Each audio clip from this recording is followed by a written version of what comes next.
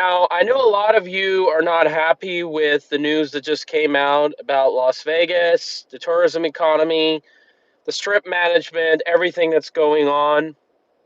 Now, a lot of us thought in the last couple of years that a lot of the properties are actually selling their properties to other types of companies. So apparently today proved wrong. Now, as you know, MGM Resorts just reported that they are buying Cosmopolitan, at least, I don't know, fully or partially, correct me if I'm wrong, over the strip. Now, what this means is that practically, with the exception of Tropicana, the entire the entire south side of the strip, going starting from below the Venetian and Treasure Island all the way down to the Mandalay Bay, is either owned by MGM or Caesars. Now, there used to be gaps. There used to be like the Tropicana and the Cosmopolitan. There was a little tiny little island, but not anymore. They've gobbled up practically everything that they possibly could. And why is this very, very important? Well, because as we know, the main reason why, obviously, the strip has been getting so nickel and dimed, why there's just so much power consolidation, why there's just so much lack of real choice, as George Carlin has talked about, is because you have two companies that own probably like 60% of the strip. All right? And a lot of this has been backfiring. But we know that as a result of this, they've been pushing resort fees, nickel and diming, parking fees. So if any you were wondering, well, maybe Cosmopolitan will likely one day make parking for free. Nope, it's not true. Because of this, it's likely that parking is going to remain very, very expensive, probably comparable to rates of Aria and Bellagio nearby. So that's very, very important. And as we know, we wouldn't be surprised if these scums like Jim Murren, who used to hold a property, pushed a lot to make sure that that happens and also to prevent antitrust laws from taking effect. And by the way, there is an anti-vax mandate protest that's coming very soon on October the 3rd. I welcome you to go, although I've heard that they're actually trying to do this with BLM and Black Panthers, which I don't think that's really a good idea. But anyway, one idea of getting the issue across is because the protest is happening in front of the Aria, well, hey, maybe they should protest in front of the front doors of the Cosmopolitan to make sure that people are well aware and they don't support this hotel, that they reverse their decision. It's absolutely very, very important. Now, my experience with Cosmopolitan is quite mixed. Yes, it's overpriced. I've been to the buffet a couple of times. Obviously, it really does feel like a cosmopolitan urban environment. It's a very skinny, long, narrow property, very little space. The levels are in multiple different levels. It's that's what makes it pretty unique, and it does give it a little urban feel. But it also has the negative effects of an urban environment, which, getting in and out of the valet is just a pain in the butt. Just to be honest with you, because it's just a very limited number of space. But casinos, convention, restaurants are in variety of different levels. I remember visiting the hotel for the first time when it's shortly after open in 2010 of the same month. Obviously, I've been to the day club, nightclub. I almost forgot its name.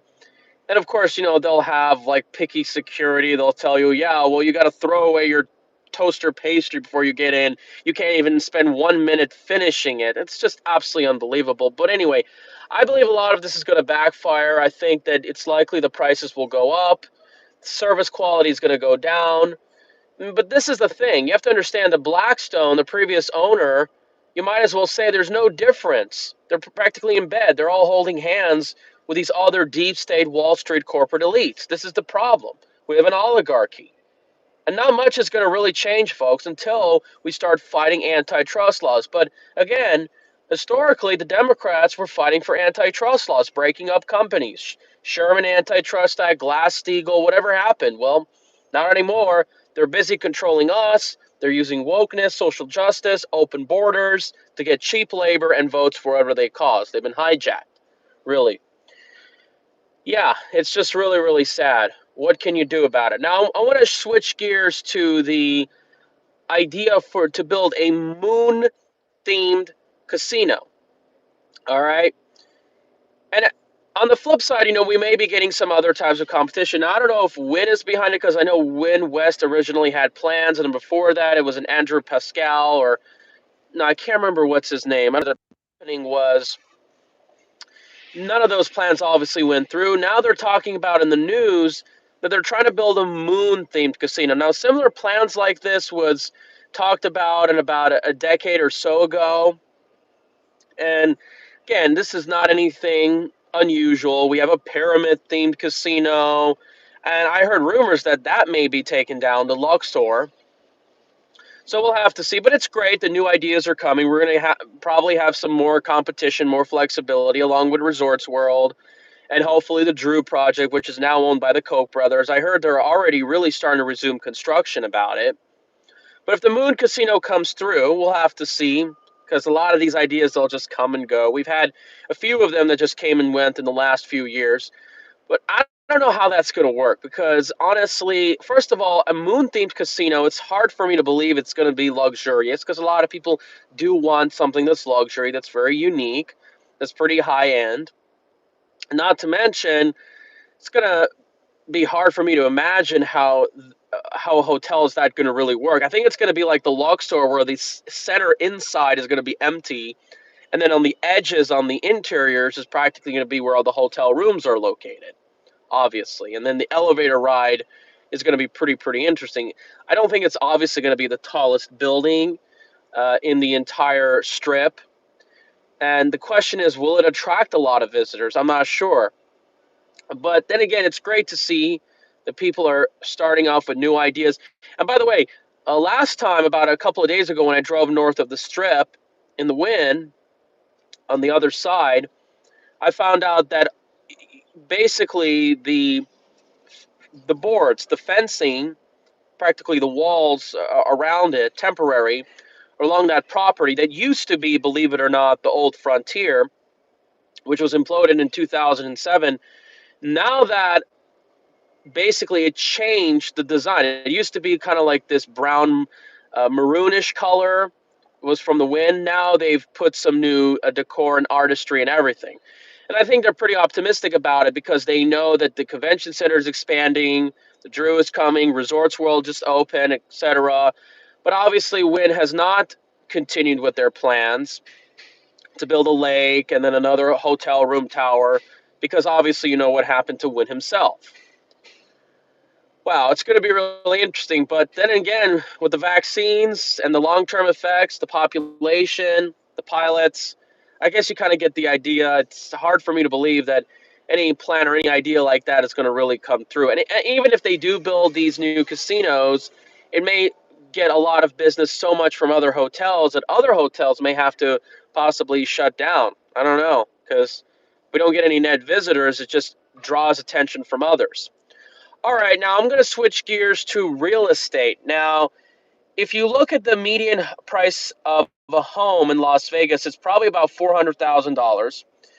And a lot of people don't notice, but I believe inflation adjusted from the 2006 peak, it's actually cheaper when it peaked at around $320,000. Because I think all of us can agree that things are obviously 33% more expensive than they were in 2006 if you look at the price of goods and services. Now, I think this is just very absurd, but and I know people will say, well, the prices are very competitive and they're wonderful compared to, California and Colorado and especially the Northeast. And I'm like, get over it. Get out of here. It's overpriced compared to much of Texas, Oklahoma, parts of the South, parts of the Rust Belt. And the question is, what the hell do we have here that's really all that great to offer for $400,000? It just doesn't make sense. And there's just a few main reasons why the price of homes are out of control. One, obviously, the listings hasn't been coming out into the market because of the moratoriums, the fear of illness. Number two, you have the lack of construction, which I have a good feeling this is done artificially to create scarcity of prices. And number three, last but not least, is you've got all these lower mortgage rates. And folks, let me tell you something. Oh, let me just read his comments. Everglade fiasco will trigger real estate downfall. Yeah, that along with that too. Not to mention the rent and housing moratoriums that are going to be gone. But then again, the mortgage rates are at or near all-time lows. And if that keeps going down, that's going to add more air to this real estate bubble. And yeah, I do really see this as a real estate bubble. I don't know about you. But when you see these lower mortgage rates, when you see income home price ratios are at staggering levels, and I'm talking about individual incomes, I'm not talking about household incomes, because nowadays you have many roommates, you have the wife that's working, and not to mention you have homes that are generally have increased in size, new construction a lot in the last 30, 40 years. I believe that's in a bubble too. The McMansions, or now you call them McModerns, or whatever you want to call them, McHousing. Yeah, that's going to look really ugly. And you've seen me do a lot of the videos, even at the protests, where I speak out against, not to mention these overpriced homes, these oversized homes, these poor quality architecture, poor quality construction, poor quality layout, horrible urban planning. And worst of all, Vegas was among the hardest hit in the country in about 10, 15 years ago, and we didn't learn our lesson. A lot of things continue to get worse. So I believe, just like a 10-year-old child, we have to get our butts kicked so hard, get a slap in the face really, really hard, so we'll finally learn our lesson. It's just absolutely unbelievable. It's just disgusting. When are people going to fight back? And when are people like you going to share my videos? Because, by the way, I just heard that one of my good friends, he actually works at PT's, and we discuss a lot of the issues, particularly race. He tells me that somehow he was unsubscribed from YouTube. Like, he was subscribed for me, but he didn't actually want to unsubscribe. But then all of a sudden, he wasn't subscribed to me anymore. Now, folks, are you guys having this problem? Let me know. Because I think scumbag Google and YouTube is doing everything they can. Now, they have actually took down a couple of my videos. They haven't really censored my videos, but what they're doing is they're limiting my growth. They're making sure that my videos don't pop out in related videos and searches. They're unsubscribing people unnecessarily. What the hell is going on? Screw you. And by the way, I just have to make sure that if my YouTube videos are being suppressed one way or another, then it proves I'm pointing out the truth in a lot of aspects. It's unbelievable. And yeah, you might argue, reading one comment, yeah, there might be a labor shortage, of course, but is that an excuse that we should import a bunch of migrants at the border? No, we have to train our own people. Now, going back to the real solution, oh, by the way, somebody just commented and says, yeah, upload your videos on BitChute, Odyssey. Yeah, I do that, by the way. Okay, go to bitchute.com, CYRUS992. You'll have my videos. The problem is, BitChute can be such a bitch in terms of uploading the videos. It's just so difficult. But I've done a few just in case. And not to mention, I'll upload the things that are, so extreme compared to YouTube community guidelines, so I won't have to really worry about that. When you see 3D printers, when you see manufactured units like Boxable and all these different things, they can produce starter homes for about $100,000 or probably even less. Why the hell should you spend $400,000 of your goddamn money plus all the useless HOA fees and all these useless amenities like gated subdivision, which don't do jack, which proves that, by the way, our society is in chaos with the income inequality, with the so-called diversity, great replacement? Why should you spend $400,000 with this kind of money when it can be made in a manufacturing plant and assembled for $100,000? This is just obvious proof to show you that real estate, not just around the world, not just in America, but especially here in Las Vegas, is overvalued. Get this through your head, because many of us, we're going to be buying these units up, building them more cost effective, and we're going to be dragging down the price. And by the way, even if mortgage rates go to zero and it adds more air to the housing bubble, Well, there's going to be a time where the frenzy's not going to be there anymore. If mortgage rates are 0% and it's not creating a buying panic, well, then they're going to have an oversupply. They're not going to have enough bidders and prices are going to come down. We're really reaching our limits. Maybe this is why they're trying to promote this whole thing called the Great Reset, if you ask me. But either way, this system is really hitting its limits. It's hitting the wall, all right? It's like a young woman who's like 28 years old. That's one of the reasons why I don't date women under 28.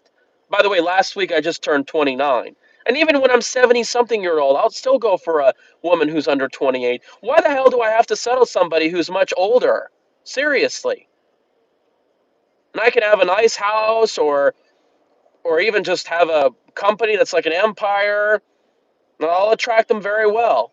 There's no need for all this nonsense. But anyway, $100,000 it can be produced, and not to mention the fact that yeah, they're keeping the Ponzi scheme going. We know that Wall Street banks haven't been regulated properly. Instead of regulating the banks, instead of going after the Federal Reserve, the powers that be just want to promote wokeness, open borders, for more votes, for more labor, to increase the population demand because American women are not having enough kids, to produce more demand for housing. Doesn't matter if it impacts the environment. They want to control us even more, and they want to distract us from the Federal Reserve and Wall Street. That's what all these scums are about.